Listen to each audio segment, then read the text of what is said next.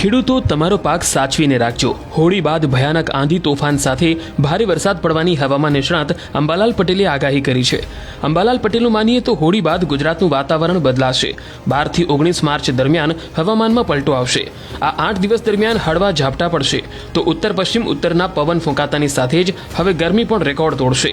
મોટાભાગના વિસ્તારમાં હવે ઉનાળો અસલી મિજાજ બતાવશે. હવે માર્ચ માસમાં પ્રી મોન્સૂન એક્ટિવિટી લગભગ શરૂ થવામાં આવી છે અને ધીરે ધીરે ગરમી વધતી જશે. પણ આ વખતે એક પછી એક વેસ્ટર્ન ડિસ્ટર્બન્સ આવતા જશે, જેના કારણે ગરમીમાં વધઘટ થતી જણાશે. સૌ પ્રથમ જોઈએ તો આપણે 12 તારીખ સુધીમાં લગભગ વેસ્ટર્ન ડિસ્ટર્બન્સ આવવાના છે તારીખ 9મીએ, અને ત્યારબાદ લગભગ 12-13 તારીખની આસપાસ એક પછી એક વેસ્ટર્ન ડિસ્ટર્બન્સ આવશે, જેના લીધે તારીખ 12 સુધીમાં ગરમીમાં વધારો થશે. જેમાં ઉત્તર ગુજરાતના ભાગોમાં મહત્તમ ઉષ્ણતામાન લગભગ 40 ડિગ્રી સેલ્સિયસ જેવું થવાની શક્યતા રહેશે. પૂર્વ ગુજરાતના ભાગોમાં પણ મહત્તમ ઉષ્ણતામાન 39-40 ડિગ્રી સેલ્સિયસ જેવું થવાની શક્યતા રહેશે.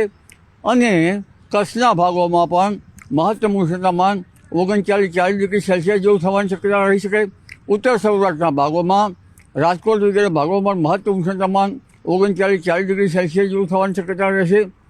અને જૂનાગઢના ભાગોમાં પણ મહત્તમ ઉષ્ણતામાન 39-40 ડિગ્રી સેલ્સિયસ જેવું થવાની શક્યતા રહેશે. અમરેલીના ભાગોમાં પણ મહત્તમ ઉષ્ણતામાન વધી શકે. સુરતના ભાગોમાં, દક્ષિણ ગુજરાતના ભાગોમાં પણ ગરમી રહી શકે. અને 40 ડિગ્રી આસપાસ તાપમાન છે અન્ય શહેરોનું. પણ મધ્ય ગુજરાતમાં મહત્તમ તાપમાન 41-42 ડિગ્રી સેલ્સિયસ જેવું થઈ જવાની શક્યતા રહે છે.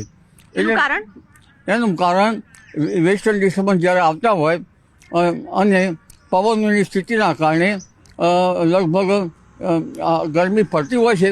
એટલે આ જે વેસ્ટર્ન ડિસ્ટર્બન્સ આવી રહ્યા છે એ તારીખ 12 સુધીમાં મહત્તમ ઉષ્ણતામાનમાં વધારો કરશે. ન્યૂનતમ ઉષ્ણતામાન પણ કંઈ વધશે, પરંતુ તારીખ 13 થી કેટલાક ભાગમાં મહત્તમ ઉષ્ણતામાન ઘટશે. તારીખ 15મી આસપાસથી કેટલાક ભાગમાં મહત્તમ ઉષ્ણતામાન ઘટશે. અને લગભગ સૂર્ય જ્યારે વિષુવવૃત્ત ઉપર આવશે લગભગ 23મી માર્ચ પુનઃ ગરમી પડવાની શક્યતા રહેશે. પરંતુ એપ્રિલ માસમાં પણ તાપમાન ઘટશે. એનું કારણ શું હશે? તાપમાન ઘટવાનું કારણ વેસ્ટર્ન ડિસ્ટર્બન્સ જે પૂર્વ તરફ જતા હોય છે ત્યારે તાપમાન ઘટતું હોય છે. અને પવનો લગભગ આ વખતે પૂર્વના પવનો ધીરે ધીરે પશ્ચિમના પવનો થતા હોય છે. પવનોની સ્થિતિ, વેસ્ટર્ન ડિસ્ટર્બન્સ, અરબ સાગરનો ભેજ, આ બધા ઘણા જાણ્યા બળોના કારણે તાપમાન ઘટતું હોય છે. એટલે ફરી પાછું વેસ્ટર્ન ડિસ્ટર્બન્સ આવશે એટલે પાછું તાપમાનમાં વધારો થશે. પરંતુ આ વખતે તારીખ 13-14થી મહત્તમ ઉષ્ણતામાન ઘટશે, લઘુત્તમ ઉષ્ણતામાન વધશે. અને ત્યારબાદ આપણને એમ લાગે કે આ વખતે લગભગ 39 ડિગ્રી આસપાસ મહત્તમ તાપમાન થવાની શક્યતા રહેશે. અને તારીખ 23મી માર્ચથી ગરમી વધશે. કાકા, માર્ચ જ આટલો બધો ગરમ છે તો એપ્રિલમાં શું સ્થિતિ રહેશે? માર્ચ ગરમ છે, પણ વેસ્ટર્ન ડિસ્ટર્બન્સના કારણે ગરમીમાં વધઘટ રહેવાની શક્યતા રહેશે. એપ્રિલમાં પણ એક પછી એક વેસ્ટર્ન ડિસ્ટર્બન્સ આવ્યા કરશે, કારણ કે આ વખતે વેસ્ટર્ન ડિસ્ટર્બન્સ લગભગ જાન્યુઆરીમાં ફેબ્રુઆરીમાં આવતા હોય છે. અને આ વખતે માર્ચ એપ્રિલમાં વેસ્ટર્ન ડિસ્ટર્બન્સ શરૂ થઈ જશે. આ તો કુદરતની કમાલ છે ને. અને એપ્રિલ માસના પ્રથમ સપ્તાહમાંથી જ હવામાનમાં પલટો આવશે. હમણાં જોવા જઈએ તો લગભગ હોળીની આસપાસ તારીખ 12 થી 18-19માં વાદળવાયુ આવવાની શક્યતા રહેશે. અને ઉત્તર પશ્ચિમમાં ભારતમાં રાજસ્થાનના સરહદના ભાગો અને કેટલાક જૂનાગઢના ભાગો, ત્યારબાદ લગભગ સહેજ અમરેલીના ભાગો અને મધ્ય ગુજરાત થઈને ઉત્તર ગુજરાતના કેટલાક ભાગોમાં વાદળવાયુ કે છાંટા થવાની શક્યતા રહેશે. એટલે હોળી ઉપર પણ હવામાનમાં મોટો પલટો આવશે. પરંતુ હોળી બાદ હવામાનમાં માવઠું થશે. હોળી ઉપર હોળીની આસપાસ તો વાદળો આવશે.